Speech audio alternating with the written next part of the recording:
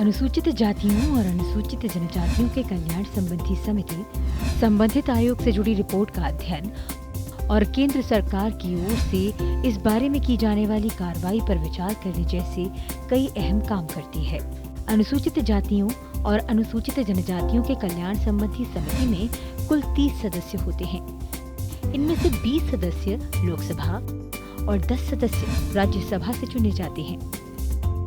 समिति संविधान के अनुच्छेद 338(5)d और 338(a)(5)d के तहत राष्ट्रीय अनुसूचित जाति और राष्ट्रीय अनुसूचित जनजाति आयोग की ओर से पेश की गई रिपोर्ट का अध्ययन करती है।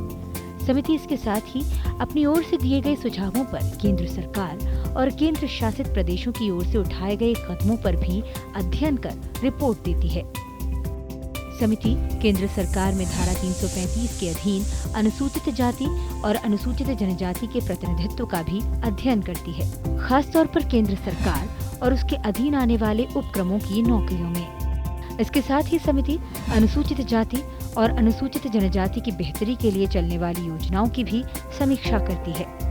इस समिति को भी अन्य समितियों की ही तरह मंत्रालयों, राष्ट्रीय बैंकों और अन्य सरकारी उपक्रमों से विस्तृत रिपोर्ट मांगने का अधिकार है। समिति को ऑन द स्पॉट स्टडी यानी कि जांच दल भेजकर अपने अधिकार क्षेत्र के अंतर्गत जांच करने का भी पूरा अधिकार है। जब दल अध्ययन दौरे पर हो तब दौरा स्थलों पर केवल अनौपचारिक चर्चा होती है।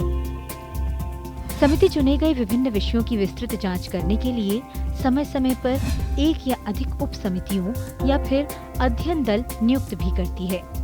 समिति अपने प्रतिवेदनों में की गई विभिन्न सिफारिशों पर सरकार की ओर से की गई कार्रवाई को दर्शाने वाले विवरणों की जांच करने के लिए प्रतिवेदन संबंधी अध्ययन दल भी नियुक्त करती है।